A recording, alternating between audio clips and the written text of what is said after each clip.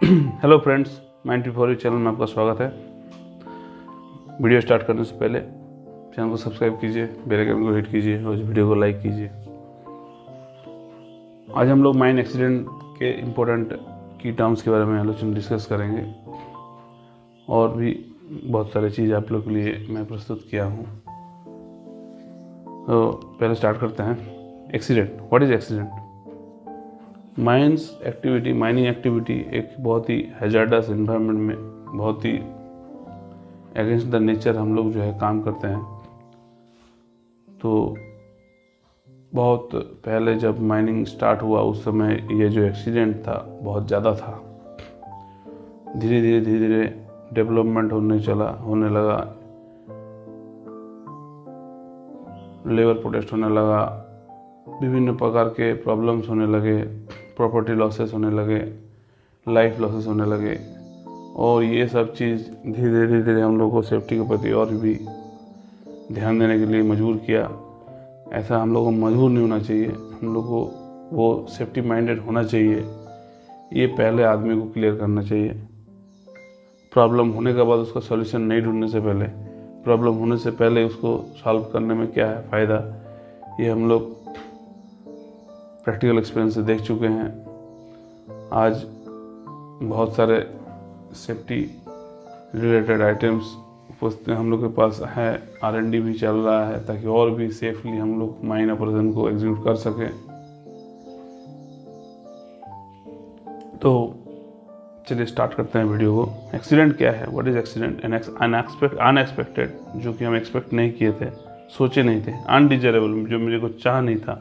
Event, घटना, specially one resulting in damage और harm, specially जिसमें हार्म या डैमेज हो रहा।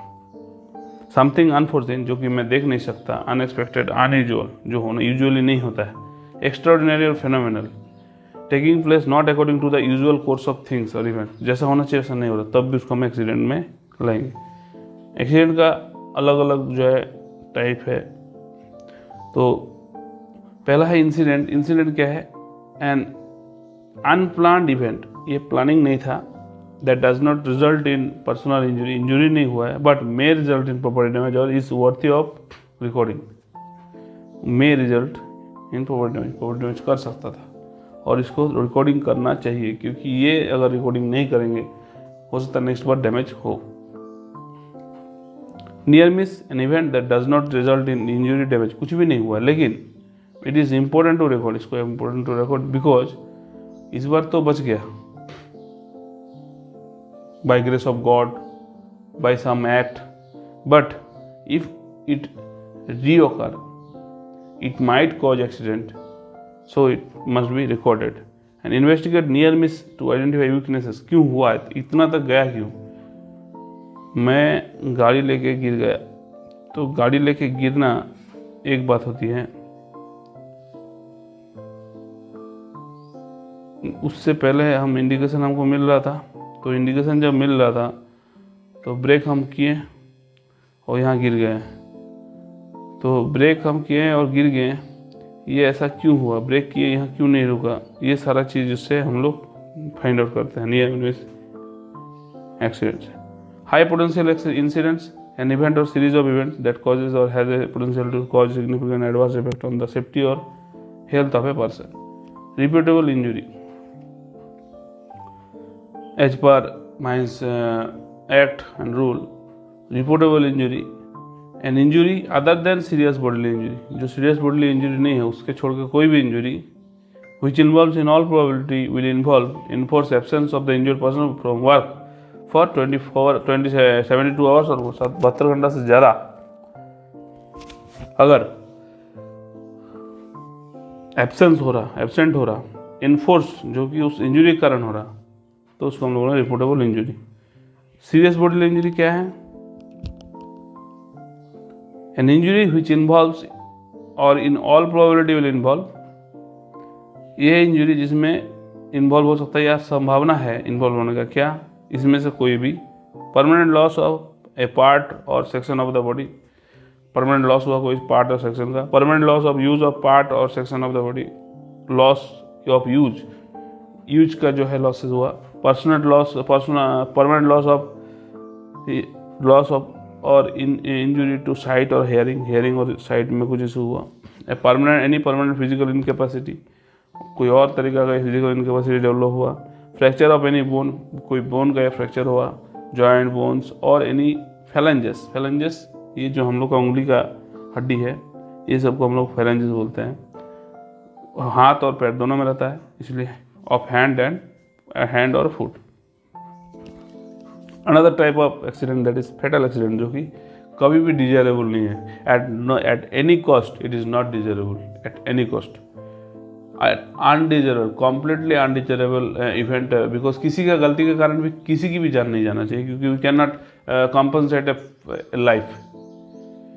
It might be compensate from company's point of view to give him compensation benefit this that, but originally his replacement by means of money is not a good and sustainable thing.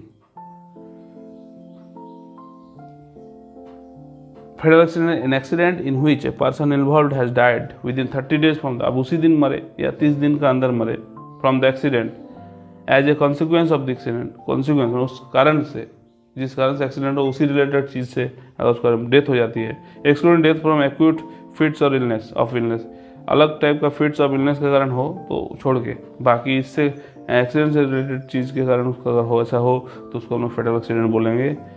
Disaster, ये फेटल accident एक हो रहा तो हम उसको फेटल बोल रहे हैं, दो हो रहा तो फेटल बोल रहे हैं। जब mine disaster is an incident where there are 5 or more fatalities। अब हम लोग एक्सीडेंट जो पढ़ा इसका क्या लॉसेस है, एक एक्सीडेंट होने से क्या लॉस होता है, तो इसमें 2 तरह का लॉसेस है, या इसमें 2 तरह का कॉस्ट जो है जुड़ा हुआ है। ये बहुत इंपॉर्टेंट चीज़ है आज के HOE प्रोजेक्ट्स में हो या कॉन्ट्रैक्टर पैचेस में हो, तो वो उन लोगों को भी समझना है और हम at the same time PSUs को भी समझना है कि what are the cost of accident. और जो लोग टॉप मैनेजमेंट है, मिडिल लेवल मैनेजमेंट में है, माइन लेवल मैनेजमेंट में है, सुपरवाइजर्स है, they are well acquainted with this cost, so they are always safety minded, they always give instruction to the fellow workers, fellow employees, so that accident can be averted, and we are trying to make it zero at any cost. तो direct cost क्या है, जैसे rescue and recovery करना है मेरे को, जब accident हुआ तो उसका एक कॉस्ट आता है, फर्स्ट एड देना है जिसको चोट लगा उसको, रिहैब करना है या कॉम्पनसेशन देना है अगर डेथ हो गया या परमानेंट कुछ लॉस हुआ, कोई भी ऑर्गन का या हैंड का या कुछ भी, जिसको हम लोग सीरियस बॉडी इंजरी बोलते हैं। Disruption of production for 1 day to several years, अगर एक्सीडेंट बड़ा है माइनर जैसे मान लीजिए डिजास्टर हो गया तो सेवरल ईयर्स तक वो माइंस बंद रहता है या उस वर्क प्लेस को जो है सील कर दिया जाता है जब तक वो चलता है, कोर्ट ओपन इंक्वायरी चलता है। Damage of equipments and tools, scientific investigations, ये सब कराना पड़ता है, ताकि ये सारा चीज़ में जो है कॉस्ट इन्वॉल्व है और ह्यूज कॉस्ट इन्वॉल्व है।